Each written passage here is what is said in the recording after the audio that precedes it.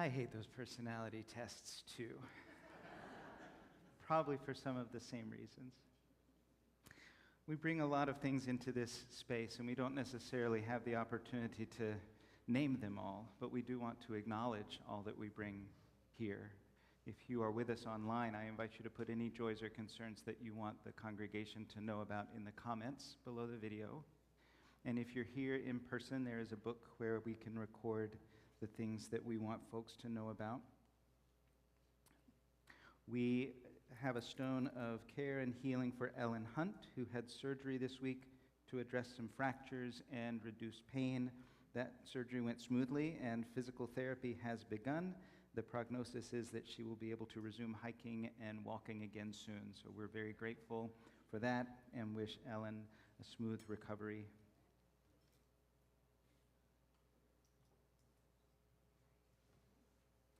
And also a stone of grief for Jeff Crowell, the beloved family member of Sylvie Crowell, Rachel Mann, and Diana Mann, who passed away this week. Our hearts are with him, remembering him and his love, and also with his family.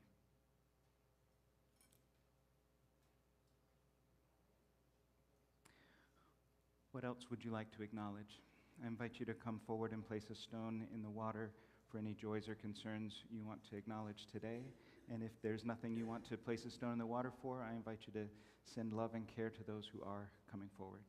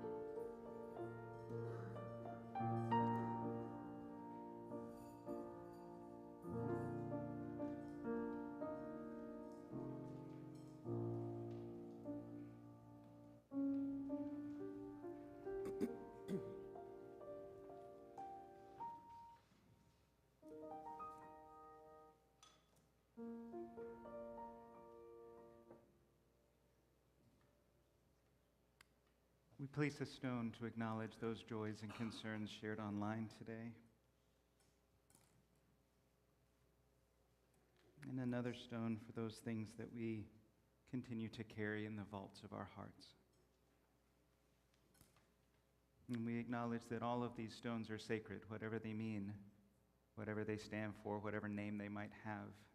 And they're ours now, shared with this community, in the hopes that in sharing our burdens, they are lessened, and in sharing our joys, that they are magnified. May it be so. Amen.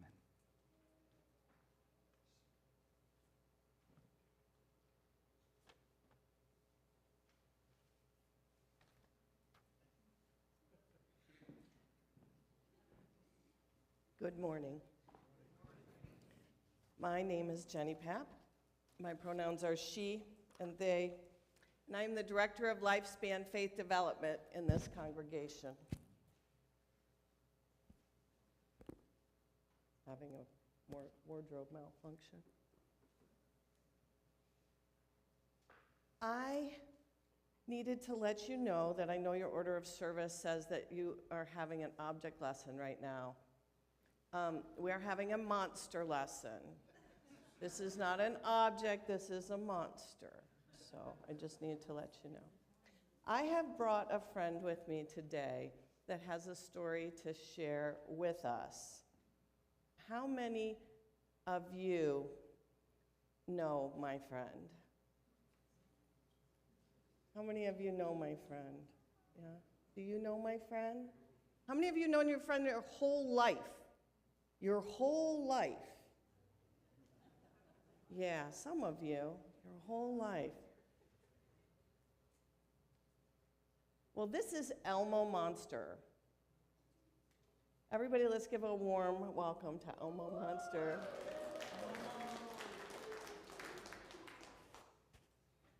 How you doing? Elmo says that Elmo is a little nervous to be here. And that maybe some of you were nervous the first time you came too, and that they've never been here before, so. Oh, and Elmo says they're so happy to see so many old friends. Thanks, Elmo. Well, the story that Elmo wanted to share with me was that just about a year ago, Elmo's on Twitter, and just about a year ago, I don't know why that's funny, Elmo. All of Sesame Street is with it. They're on Twitter. And anyways, so about a year ago, Elmo posted on Twitter and said, what was it? Elmo is just checking in. How is everybody doing? That's what Elmo said. And then Elmo went out to play hopscotch.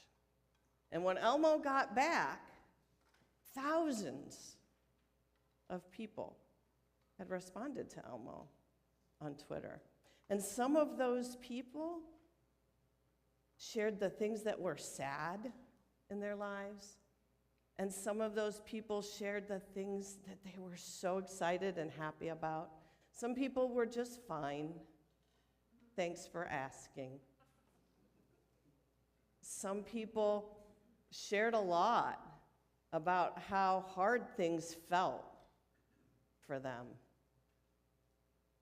Well, fortunately, Sesame Street has lots of monsters, because pretty soon Cookie Monster jumped onto Twitter, and because Elmo couldn't respond to everybody, and everybody wanted to share. And so pretty soon Cookie Monster and Snuffleupagus, one of my favorites, Snuffy, I like Snuffy a lot. Well, Elmo likes Snuffy too. And Big Bird was there, and they all jumped in, but we're looking at like thousands and thousands of people. Well, after that, Elmo got a lot of requests for interviews from like Psychology Today and all of the things, and Elmo talked to them, all of the things. But everybody wanted to know what Elmo thought, why there was such a response. And what did you tell them, Elmo? Elmo's shy. Elmo said that they were asking because they were trying to reach out and connect with people that day, and they wanted to know what their friends were feeling. It wasn't complicated. And they were ready to listen. They knew when they asked that they were going to hear from some people and have to listen, right? Yeah. So then the psychologists and researchers all thought, well, maybe because Elmo is just such a good listener and so trustworthy that they could trust that when Elmo asked that question, Elmo really wanted to know. So I was thinking about Elmo's story this week and just knowing how when we can show up for one another and be available for one another, sometimes I wonder, how do we ask the question of how are you doing today in a way that opens it up to more than the I'm just fine response? Making sure we're willing to do that, but how do we do that? It helps us understand each other better in the spaces that we are together, I think. Well, so anyways, people started thanking Elmo, talking about what it means to feel understood. Elmo tweeted again with this little pause, with Elmo's little pause, and said, Elmo is so glad that they asked, that Elmo asked. And Elmo learned, what'd you learn? Elmo learned that it's important to ask friends how they're doing. So I'm just gonna, in case any of you want to say hello to your old friend or your newer friend, I'm gonna pass Elmo around and you hold them for as long as you'd like and then pass along and start here. Elmo wants to sit in the pews. Elmo doesn't want to sit up front. So thanks for sharing Elmo's story with me today.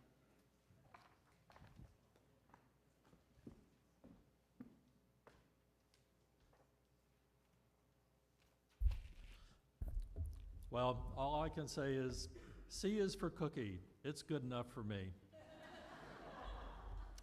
Our offering today goes to DRUUM, DRUM, which I can never remember the words to, the acronym. It's the Diverse and Revolutionary UU Multicultural Ministries. And DRUM is a UU People of Color ministry with an anti-racist collective bringing lay and religious professionals together. It's set up to overcome racism through resistance and transform Unitarian Universalism through multicultural experiences. DRUM has a growing membership of UU people of color from every region, and as an all-volunteer ministry, DRUM continues to lead efforts to fulfill the journey towards wholeness resolution, becoming an anti-racist, anti-oppressive, and multicultural UUA. Clearing space for youth, young adults, and our families of color to heal and work collectively. Stewarding an effective organization that develops new leadership and manages consistent communication with members. DRUM recognizes our congregation as a sponsoring congregation in its public worship services. Please give generously within your means. You can place your offering, cash or check, in the plate as it goes by, or you can go online via Cash App to $UUCC44122. Please use the memo line to indicate today's date and the plate recipient, DRUUMM. Thank you.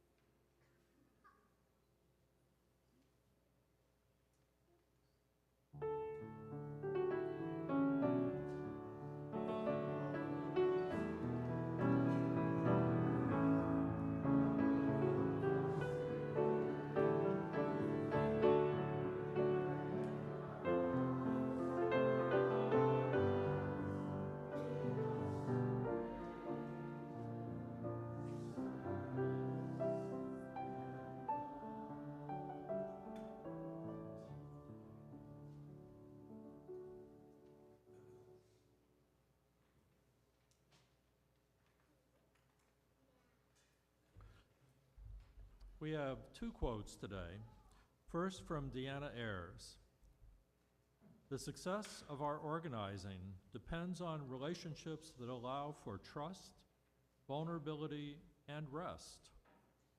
Ignoring the importance of these aspects leaves behind those with least time, energy, and capacity.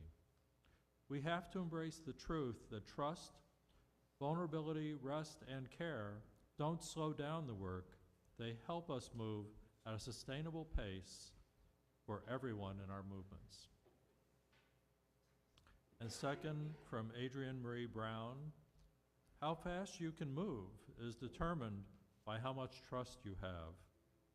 And people won't trust you unless you are vulnerable with them.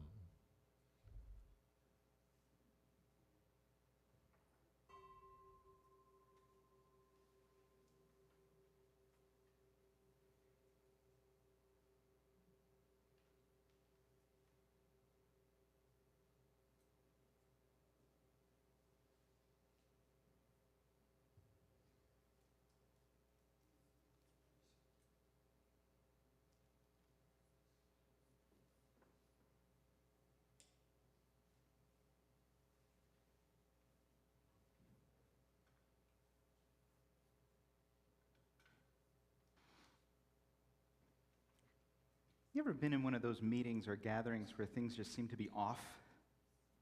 Where people were not quite cohering with the purposes of being there? Maybe somebody was shut down. Maybe you've experienced this in your family or in your workplace. You're just part of a conversation and somebody is just not present. Or somebody explodes, what seems like a disproportionate response to whatever you're talking about, but they're probably upset about something else entirely and they're bringing it into that conversation. Or maybe you've gotten to the end of a meeting or the end of a meal or you get to some kind of conclusion and you say, well, you know, we haven't heard much from Steph. Steph, what do you think about all of this? And Steph says, oh, well, you know, I'm just thinking about this medical diagnosis I got, and I think my life is about to change in some pretty radical ways, so I haven't really been paying a lot of attention. It would have been nice to know, you know, at the beginning of the conversation that somebody was concerned about something that big. It seems that sometimes we miss opportunities to cultivate trust the way our congregational covenant invites us to do. We miss opportunities to learn what people are bringing into a space. And we know what a lack of trust looks like. We know what that feels like in our homes, in our workplaces. We know that we tend to maybe second-guess people or micromanage them. You know, you said you would do the dishes, but the last time you broke a plate, and so I don't think that we want you doing the dishes anymore. I'll just do the dishes from now on, because if you keep doing the dishes, we're just going to end up with a bunch of broken plates, and we can't handle that. We accuse people of weaponized incompetence, but really it's our unwillingness to trust. Trust gets broken, hopefully in small ways, and then repaired, hopefully in gracious ways. That's part of our human relationships. We're spending this whole month talking about trust, so we'll say some more about how investing trust is a choice in a couple of weeks. I think it's amazing that you trusted that the congregation would not just have somebody that wanted to hold on to Elmo and let Elmo just sit with them for the entire service. So that's an act of trust. Trust is important, partly because it's been damaged in so many areas of our society and our world. From my perspective, and again, this might be a thing that I am wrong about today, I don't know. But it seems like some people want to experience the full expression of personal freedom without regard for the people who are harmed in the process. And the premise that there seems to be in the world is that wealth buys compliance from the non-wealthy. If you have enough money, then people will just go along with what you want. And we protest the current administration and its ideals that come from the apparently insatiable thirst of the super wealthy, but it's a breach of trust in our leaders that probably is not going to get repaired quickly or soon. So we need a place where trust is valued. And we hope that's what this place is. But then a lot of us forget when we get anxious about things. We become what we protest on a smaller scale. But we sometimes get lost in exercising our own agendas and our own personal power or freedom or control, and miss that we do harm to our communities, to our families, to our work groups. So our covenantal promise to cultivate trust is really important. And serendipitously, at our lay pastoral care team meeting on Tuesday, Jim Kaltenbach lifted up this quote from Parker Palmer. "The human soul doesn't want to be advised or fixed or saved. It simply wants to be witnessed, to be seen, heard, and companioned exactly as it is. When we make that kind of deep bow to the soul of another, our respect reinforces the soul's healing resources, the only resources that can truly heal. In a culture that loves to fix, to cure, to resolve, we often forget the power of simple presence, the act of being fully with another in their suffering without needing to take their pain away. But in that presence, in that sacred listening, real healing begins." Now, I don't know that I agree completely with Parker Palmer's assessment that our society loves to fix, to cure, and resolve, because it seems like our society right now likes to break stuff. But maybe we do feel like we need to fix people and resolve things for people when we hear about their lives. And so this idea of just being present, that sacred listening, can be transformative. And I begin to think check-ins could be the real work of spiritual community. I know we do a lot of other work, and I know it's all very important work. But that opportunity to engage in sacred listening and bearing witness to one another might be the real important work of having a spiritual community. I know sometimes we use our check-ins to catch up on what did I do this week and where did I have dinner and where have I been for a month and all of that sort of thing. That's not the kind of update that I'm thinking about. But the parts where we share things that do exercise that sense of vulnerability that builds trust. It was pretty early in my internship, my ministerial internship at a Unitarian Universalist congregation. And I don't know if you know this, but a lot of times UU ministers will gather in clusters, like a regional cluster. They'll get together once a month, sometimes less frequently, but once a month they'll get together. My impression was that it was for mutual support. What it turned out to be when I was doing my internship, that particular group had a couple of ministers that were kind of, white male stereotypes of people in charge of things, and they like to do this one-upmanship kind of deal, and our cluster meetings were about them bragging about how what they were doing was so outstanding and wonderful. But there was a moment early on, meeting with this cluster of ministers, where one of our colleagues, I didn't know very well, came in, we were doing our check-in, and she said, "Things with the congregation are really rough right now. They're really stressful. And I'm really concerned about my recovery because it's really easy for me to turn to something to numb the stress. And I feel like I'm on thin ice.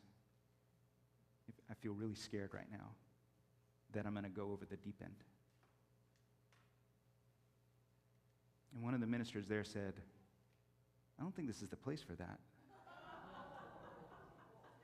You should be in a recovery group. You should definitely get some counseling or therapy, but this isn't the place for that." And I knew in that moment that this was not a group of people I could trust with anything serious. I have a different group of colleagues now. I have a fantastic relationship with the cluster that I meet with regularly today. They're fabulous. So don't be concerned about that piece of it. Most of the ministers that were in that cluster are no longer in ministry for one reason or another. Well, I mean, some of them have passed away, some of them have retired, I do feel like Unitarian Universalist ministers have had a turn of the tide over the last 10 years or so. It's really good to see. But I keep thinking about that moment and thinking about what other possibility there might have been for us to offer care to this colleague. And even if there isn't something that big that somebody brings up, a check-in is an opportunity to set the expectations for what people are bringing into the space. Maybe everybody's really energized about what you're about to be doing, and you know that you can get some really important work done because people are naming that in their check-in. But maybe people are distracted by other things, and you think, there are probably some things on our agenda that don't need to be done today because this energy that's being brought is kind of scattered in a lot of different concerns. And maybe we even get to create space for the things that people bring in their check-in. And maybe we need to invest some trust in one another in that time. And I know this is more blasphemous than anything that I might have said ever, but every detail doesn't have to be discussed. Especially if what you have to offer is affirmation of the agreement that the last three people have had with each other. There probably isn't more to say about it. I know it feels good to have information, and it feels safe to have all the information about things, but there are other ways of creating safe and brave space rather than having all the information about everything and discussing every detail.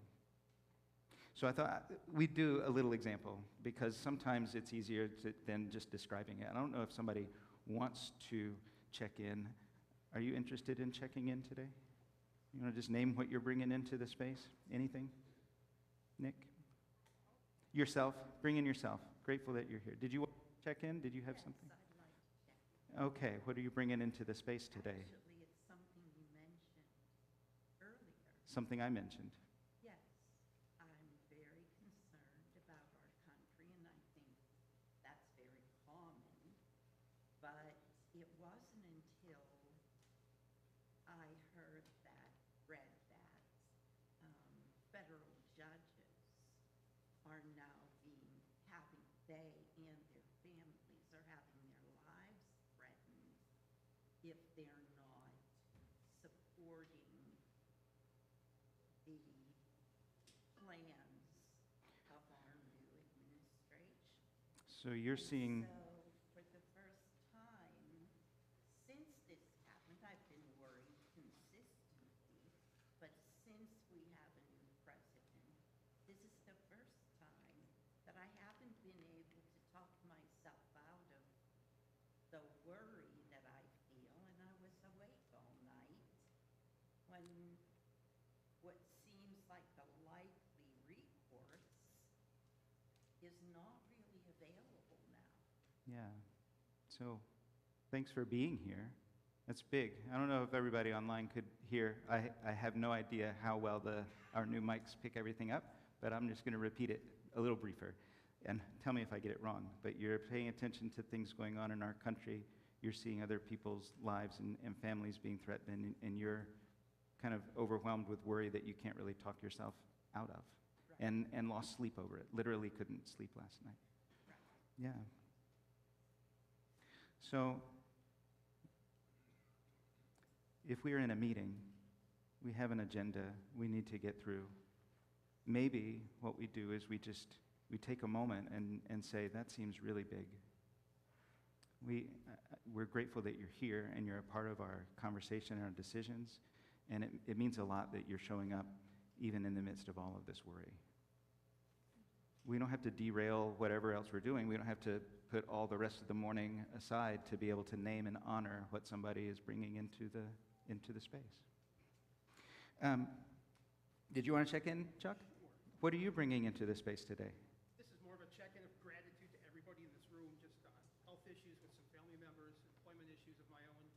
Just being able to sit here for an hour in peace with my church family is what I needed right now. Okay, so there are some health issues. What else did you say? Oh, employment issues. Employment issues, and you're bringing that into the space, but also you kind of want to refocus and just be here with what we're doing. Be still and be in gratitude Yeah. for my church family. Yeah, sometimes when we're experiencing some kind of crisis or something is going on in our lives, we want the distraction. We want to be able to do some meaningful work with another group of people. We want to connect in a different way, and that gives us a little bit of respite.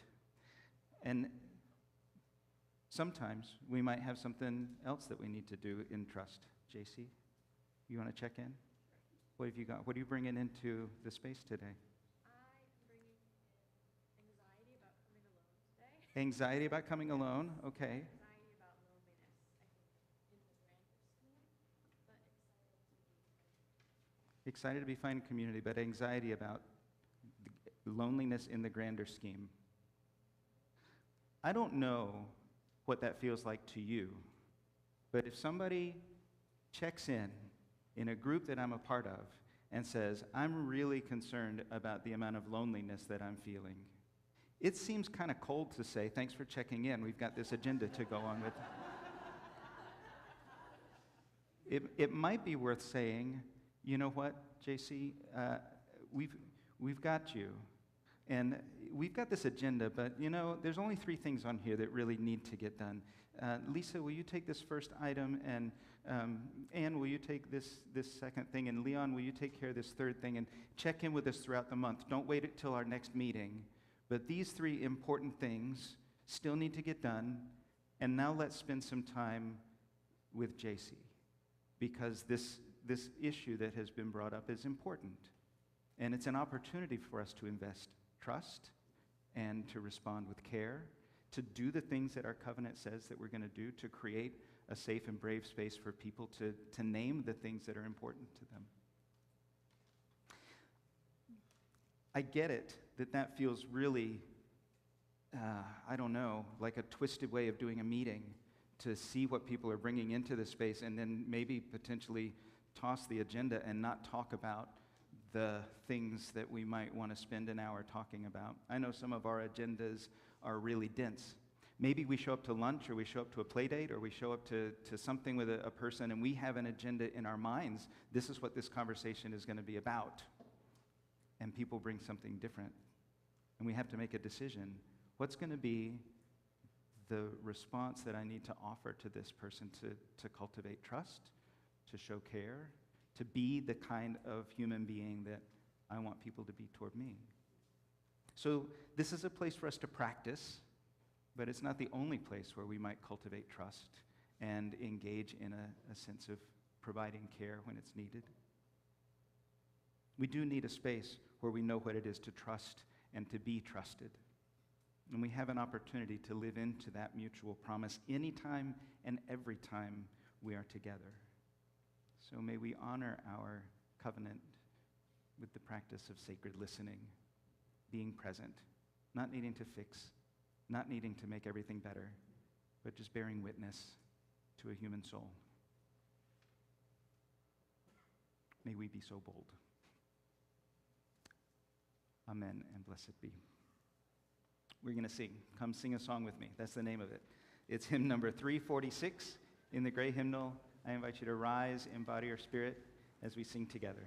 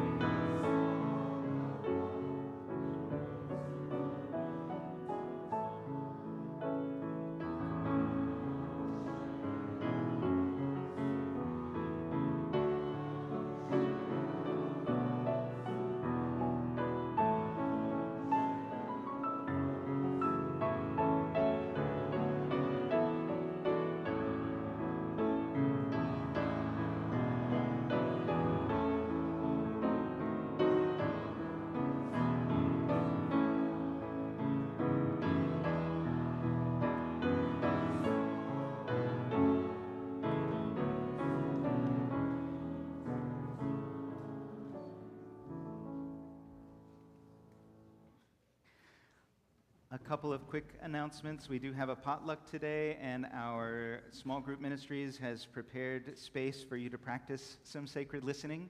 There's plenty of delicious food downstairs. I did not check, so I can't tell you what's there. A Mexican chocolate cake that Kathleen Bennig made. So, at least there's that. Next Sunday, there's going to be a shared lay-led service, kind of a Hyde Park style, sharing reflections on trust. And you are just on the threshold of being able to participate in that. If you've been on the fence, talk to Amy Collins today. Don't wait.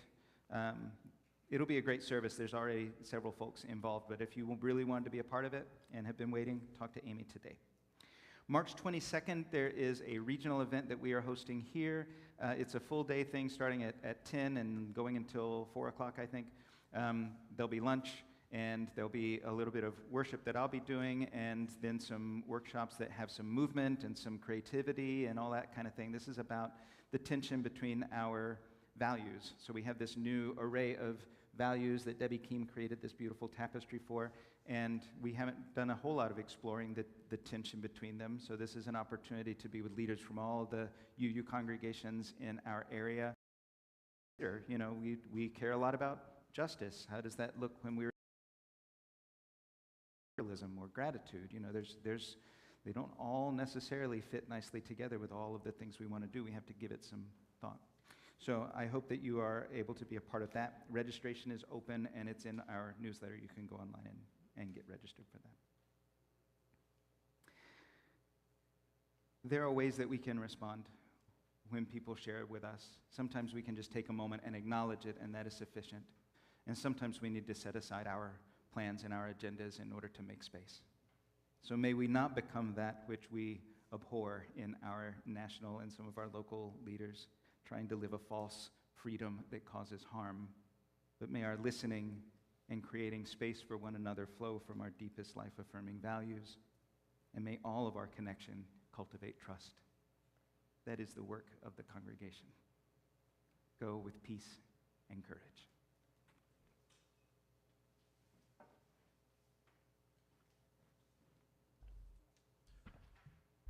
Please join me in the extinguishing the chalice on the back of the yellow card in your pews.